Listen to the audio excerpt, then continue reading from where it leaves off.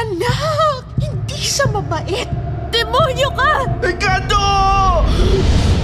Santo Niño de Palaboy.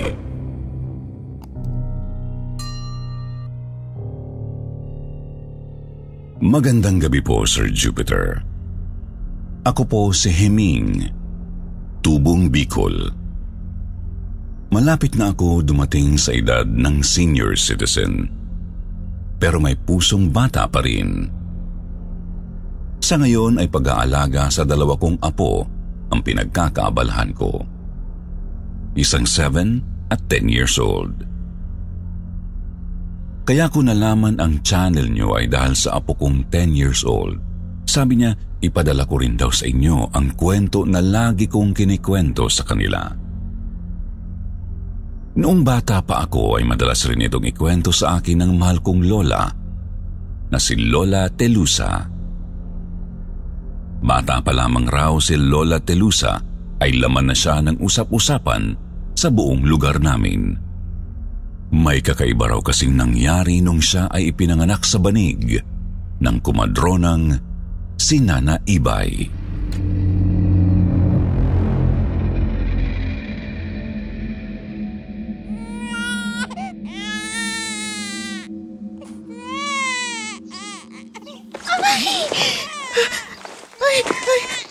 Nana Ibay, tingnan mo. May maliit na puting ahas na lumabas sa ilalim ng banig na hinihigaan ko. Taling, huwag kang matakot. Baka lalo kang duguin. Kakapanganak mo pa lang. Baka kagatin ng anak ko, Nana Ibay. Itaboy mo yung ahas. Dali! Pero hindi pa na itataboy ang maliit na ahas na puti, ay agad na itong sumuksok sa loob ng puting kumot na bumabalabal sa bagong panganak na si Lola Telusa. Ay! Pumasok na sa kumot ng anak ko. Baka kagat niya ng anak ko. Kunin yung bata, Nana Ibay. Maghunos delay ka, Taling. Akong bahala. Nang tanggalin ng kumadron ang puting kumot na saplot ng sanggol, ay nang hilakbot silang dalawa ng nanay ng lola ko. Nawala bigla ang maliit na ahas. Saan napunta yung ahas? Bakit biglang nawala? Isang abiyan ng puting ahas, Taling. Abiyan? Anong ibig mong sabihin, Nana Ibay? Ito ay isang salitang Hiligaynon na ang ibig sabihin ay kaibigan. May kasabay kang nanganak, Taling. Isang engkanto. Jesus Mariosep! Engkanto? Swerte ang ahas na yan sa buhay ng anak mong babae. Ito ang magsisilbing bantay at kaibigan niya hanggang sa pagtanda niya. Ano ba ang ipapangalan mo sa anak mo, Taling? Telusa. Telusa pong ipapangalan ko sa anak ko.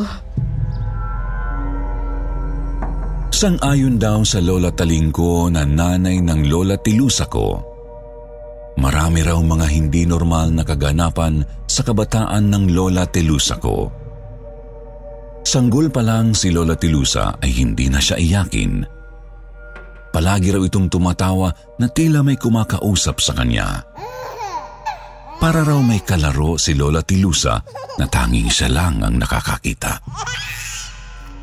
Hanggang sa sumapit ang ika-6 na kaarawan ng Lola Telusa ko.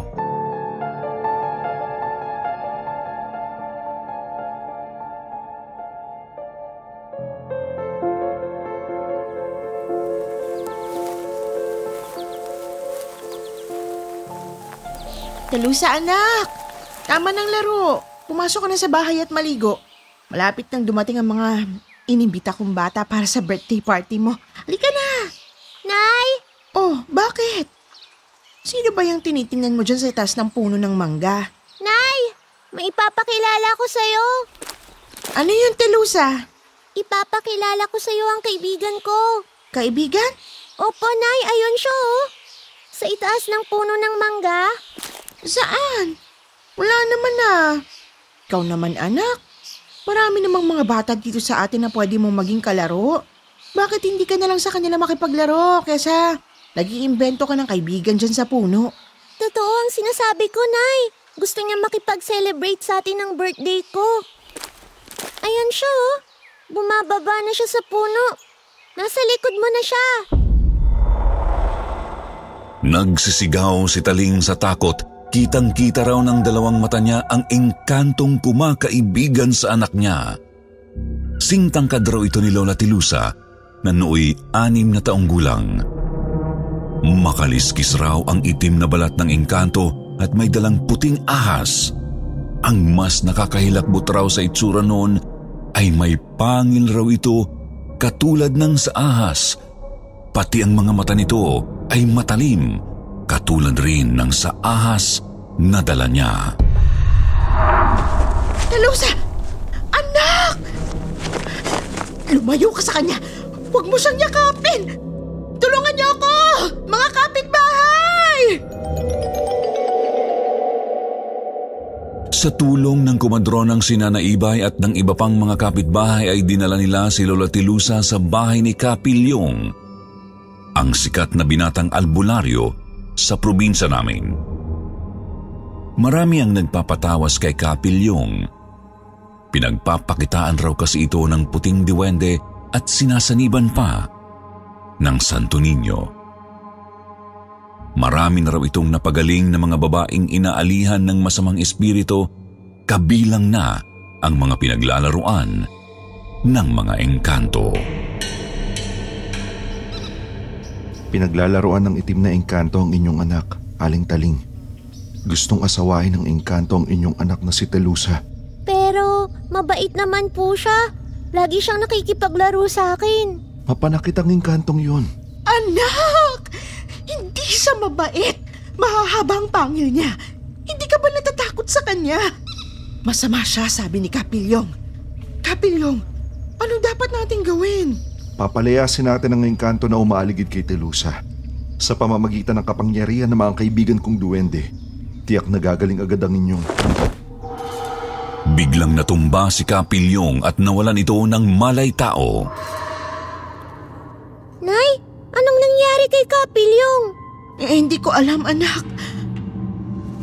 Bigla raw tumayo si Kapilyong at umikot ang mga mata nito kasabay ng pagbabago ng boses.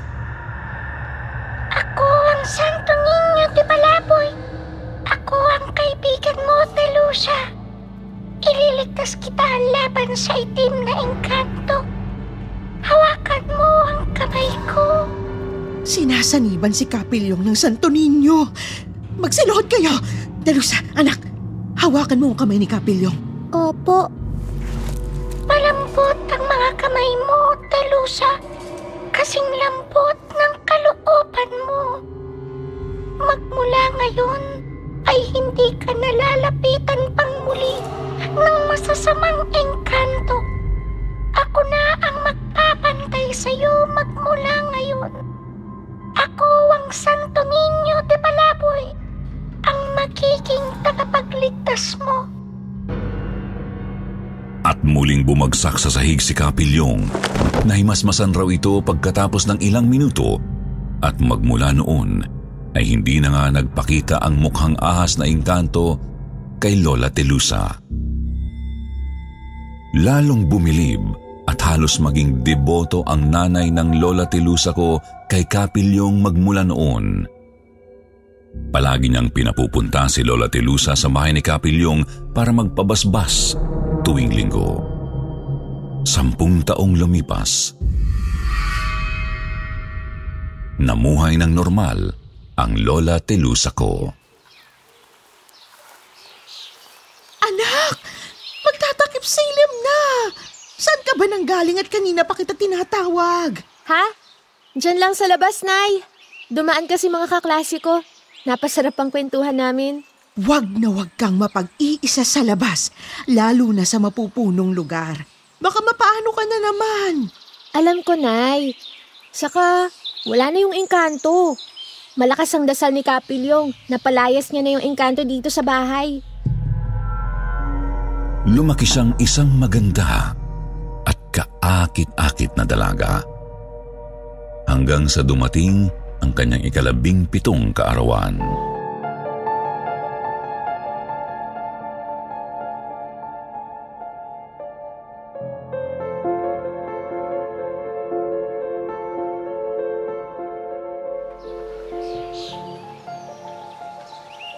Nay, dito natin gawin ang party. Sa ilalim ng puno ng mangga, malilim.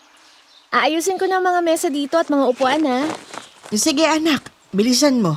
Baka dumating na yung mga kaklase mo. Malapit na mag-alas 3. Kukunin ko lang sa loob ng bahay yung cake mo, ha? Sige po, Nay. Mag-isang inayos ni Lola Tilusa ang mga mesa at upuan sa ilalim ng lilim ng mayabong na puno ng mangga. Maya-maya pa ay naagaw ang pansin niya ng sandaling magbagsakan pa isa-isa ang mga hilaw na mangga mula sa puno ng mangga.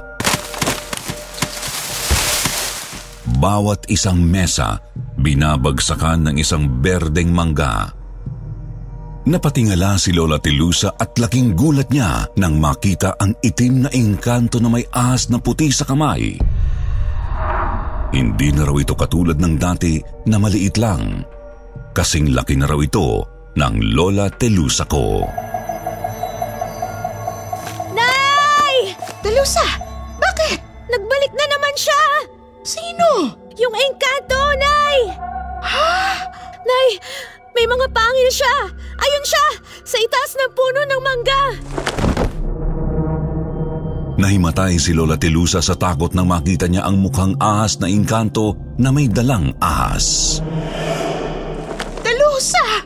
Anak! Anak, gumising ka! Mga kapitbahay! Tulungan niyo ako! Ang anak ko!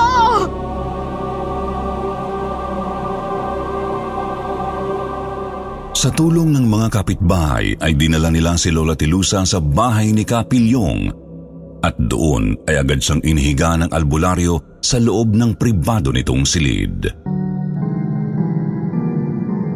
Magsilabas muna kayong lahat. Ako na ang bahala kay Tilusa. Kapilyong, nananalig ako sa kapangyarihan mo. Tulungan mo ang anak ko. Hindi siya magising-gising kahit anong gawin namin. Malakas talaga ang kapit ng masamang engkanto. Ngayong dalagita na si Tilusa, handa na niyang kunin ang pagkababae nito. Gusto niyang anakan ang inyong anak, Aling Taling. Hindi maaari yun. Huwag mong hahayaang maangkin ng engkanto ang anak ko. Nananalig ako sa kapangyarihan mo, iligtas mo siya. Gagawin ko po ang lahat, Aling Taling. Pero kailangan niyo muna magsilabas ng bahay, ngayon din. Papalayasin ko ang engkanto na sumanib kay Tilusa. At baka sumanib ito sa inyo kapag nakawala sa katawan ni Tilusa, kaya magsilayo muna kayong lahat dito sa bahay ko. Sige, Kapilyong, masusunod. Mga kapitbahay, magsilabas muna tayo. Mapanganib daw ang manatili dito sa bahay ni Kapilyong. Lumabas tayong lahat sa bahay na ito. Baka tayong saniban ng engkanto. Magsilabas na tayo, bilis!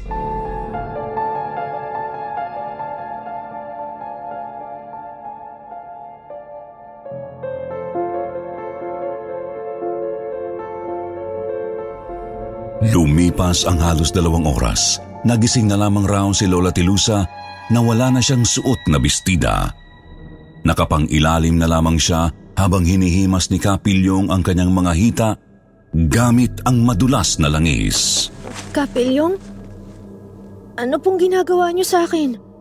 Ako ang Santo Niño de Palaboy. Ako ang kaibigan mo, Tilusa.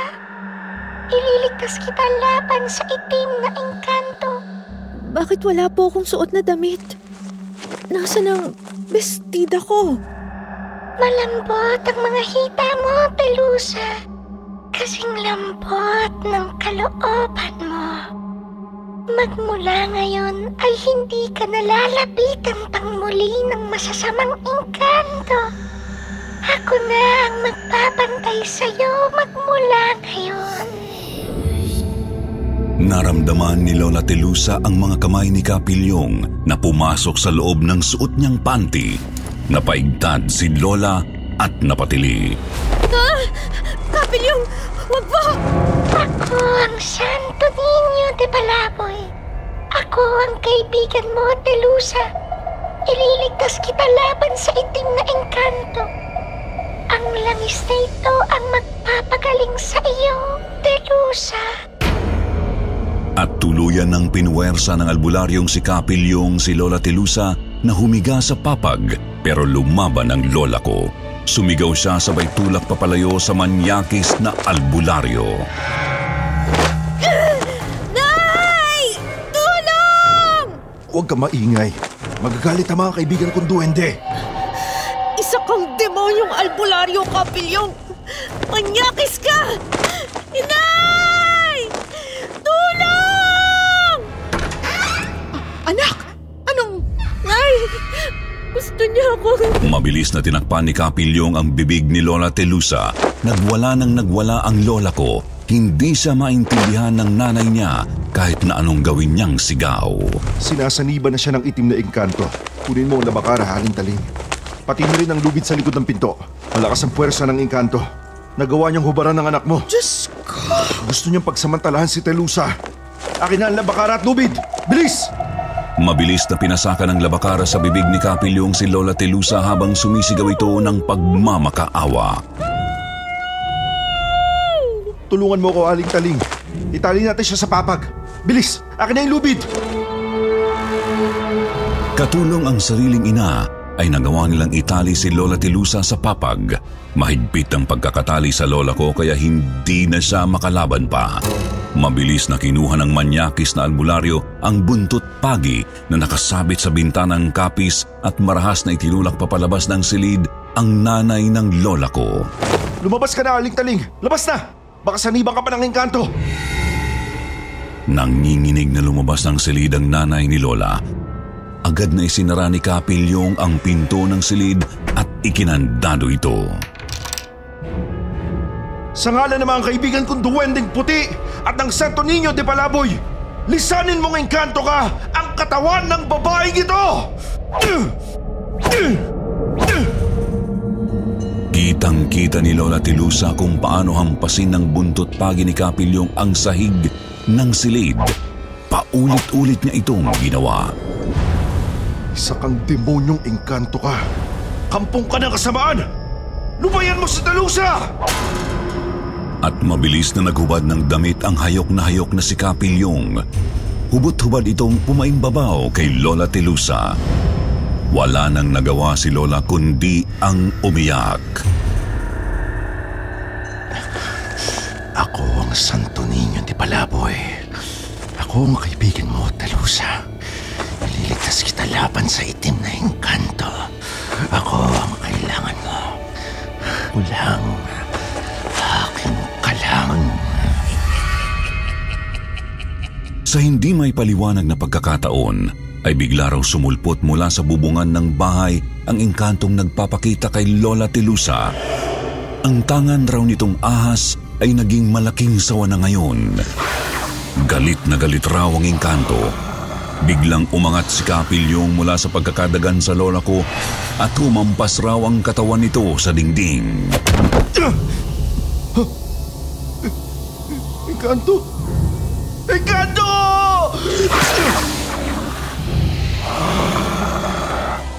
Kasabay ng pagsigaw ni Kapilyong ay pumasok raw sa bibig nito ang malaking sawa na bitbit ng engkanto. Nagkandasula-sulasok raw ang albularyo. Hindi ito nakahinga hanggang sa bumagsak sa sahig at nangisay. Nginitian raw muna ng engkanto si Lola Telusa bago tuluyang maglaho.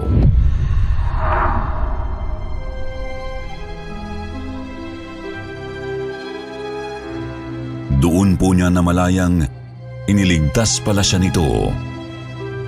Laking gulat ni Lola Telusa nang kusang makalag ang lubid na nakatali sa buo niyang katawan. Tinanggal niya ang busal sa kanyang bibig at sumigaw. Demonyo ka! Kapilyong! Biglang bumukas ang pintuan ng silid at nagsipasukan ang mga tao mula sa labas kabilang na ang nanay ng lola ko. Anak! Ano nangyari? Pinagsamantalahan ako ni Kapilyong, Nay. Mabuti na lang at iniligtas niya ako. Nino! Yung engkanto na nakita ko sa puno ng mangga.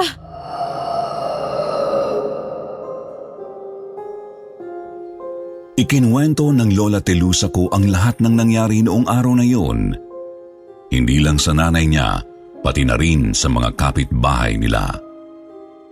Isinugod si Kapilyong ng mga kamag-anak nito sa ospital at doon napag-alaman raw na na-stroke ang manyakis na albularyo. Baldado na ito at gulay ng sumunod na mga araw. Lumipas ang ilang araw, dinalaw ng kumadronang sina Naibay si Telusa sa bahay nila. Kumusta ang pakiramdam mo, Telusa? Mabuti naman po, Nana Ibay. Hindi ko lubos akalain na magagawa ni Kapilyong ang gayon sa aking anak, Nanay Ibay. Huwag kayong mag-alalang mag-ina. Hindi na kayo mabibiktima ni Pilyong. Patay na siya. Po? Kaninang umaga pa. Panginoon ko, patawarin nawa ng Diyos ang kaluluwa niya. Mabuti na lamang at iniligtas ka ng iyong abyan, Telusa. Abyan? Ito ang kaibigan mong ahas na alaga ng engkanto na nagpapakita sa iyo. Sa likuran ng kanilang hindi kagandahang anyo, ay mayroon silang napakagandang intensyon sa iyo, Telusa.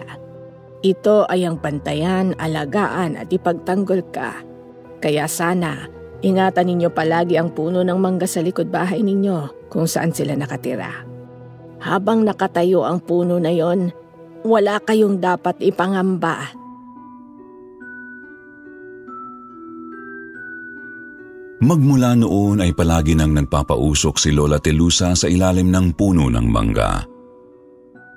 Bagamat hindi na raw muling nagpakita sa kanya ang engkantong itim, ay halos araw-araw niya pa rin kinakausap ito tuwing hapon. Naglagay si Lola Telusa doon ng isang malaking tumba-tumba. Doon siya nagsisiesta at nagpapahangin sa gabi hanggang sa kanyang pagtanda. Sa ngayon po, Sir Jupiter, ay wala na ang Lola Telusa ko. Yumao na siya dala ng sobrang katandaan. Nadatnan namin siyang walang buhay sa tumba-tumba na ginawa niyang tulugan sa ilalim ng mayabong na puno ng mangga. Namatay siyang may hawak-hawak na hilaw na mangga. Nung namatay si Lola Telusa ay tuluyang nakalbo yung puno ng mangga sa likod bahay nila. Doon namin inilibing si Lola sa likod ng bahay, sa tabi ng puno, kung saan daw nakatira yung kaibigan niyang engkanto. Ito kasi ang bilin sa amin ni Lola Telusa. At magmula noon, hindi na namunga pa ang puno. Nakalbo na ito ng tuluyan na tila tao ring na maalam. Hanggang dito na lamang po ang aking pagbabahagi ng kwento ng aking pinakamamahal na Lola Telusa. Sana'y nagustuhan po ninyo ang kakaibang istorya ng buhay niya. Isang paalala sa ating lahat na huwag husgahan ang panlabas na kaanyuan dahil kung sino pa ang inakala nating mabuti ay siya palang hahamak sa atin. Hanggang dito na lamang po at magandang gabi.